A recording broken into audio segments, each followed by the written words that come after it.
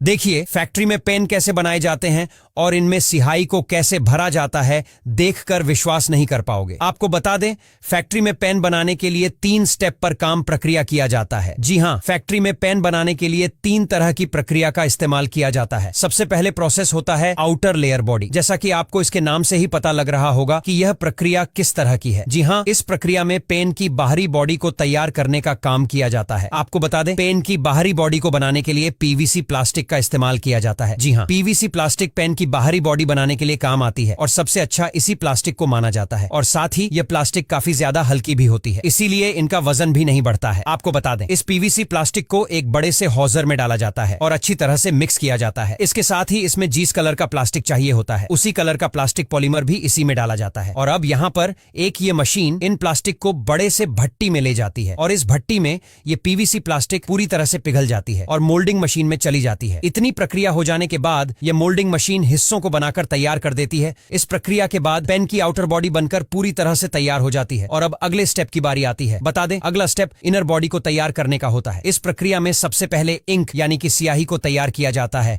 और उसको बनाने के लिए नेचुरल बैक्स और बर्निश चौकी केचप जैसी होती है और कोबाल्ट को अच्छे से मिक्स किया जाता है और जिस कलर के लिंक को बनाना होता है, उस इंक में उसी कलर के पिगमेंट को मिक्स कर दिया जाता है, जिससे कलरफुल इंक बनकर तैयार हो जाती है। और अब इसके बाद पेन के सबसे इंपॉर्टेंट पार्ट को तैयार किया जाता है। जी हाँ, यह पार्ट पूरे पन्ने पर घूम घूम कर स्याही को छाप देता है। अब इस चमकीले टाई मेटल वेयर को बनाने के लिए कि पतले बायर को बॉल हैंगिंग मशीन के द्वारा गुजारा जाता है और यह मशीन इन बार को काटकर कुछ इस तरह से गोल आकार दे देती है। अब एक दूसरी मशीन इन मेटल बॉल को अच्छी तरह से पॉलिश करके चमकीला बना देती है और अब पेन के निब को बनाया जाएगा। छोटी छोटी मेटल बॉल फिट होने वाली है। निब को बनाने के लिए सबसे पहले खोखली मेटल ट्यूब्स को मशीनों के द्वारा पॉलिश कर दिया जाता है और उसके टुकड़े कर दिए जाते हैं और उसे कुछ इस तरह से कॉन का आकार दे दिया जाता है। बोल को मशीनों के द्वारा इस निब में डाल दिया जाता है और इस तरह से पेन का निब बनकर तैयार हो जाता है। हालांकि इतनी प्रक्रिया के बाद पेन के सारे पार्ट्स बनकर तैयार हो जाते हैं और आप तीसरे स्टेप की बारी आती है। यह स्टेप होता है असेंबलिंग का। आपको इसके नाम से ही पता चल गया होगा इस स्टेप में क्या होने वाला है। जी हाँ, इस स्टेप में पेन के सारे पार्ट्स को असेंबल किया जाता है। इसके लिए सबसे पहले यह इंक एग्जैक्टिंग मशीन इस रिफिल ट्यूब में इंक को भर देती है। वहीं दूसरी और कुछ वर्कर्स इन निब्स को पेन के आउटर लेयर बॉडी में डालकर अच्छी तरह से असेंबल कर देते हैं। और वहीं अगर आपने कई बार देखा होगा कि अक्सर कई पेन अलग तरह के यानी कि खटके वाले होते हैं और उन पेन को तैयार करने में प्रोसेस भी काफी ज्यादा बढ़ जाता है, इसीलिए उन पेन की कॉस्ट भी काफी ज्यादा होती है। अब यहाँ तक वीडियो देख ली है तो फिर वीडियो को लाइक और शेयर करना बिल्कुल भी मत भूलना। धन्यवाद।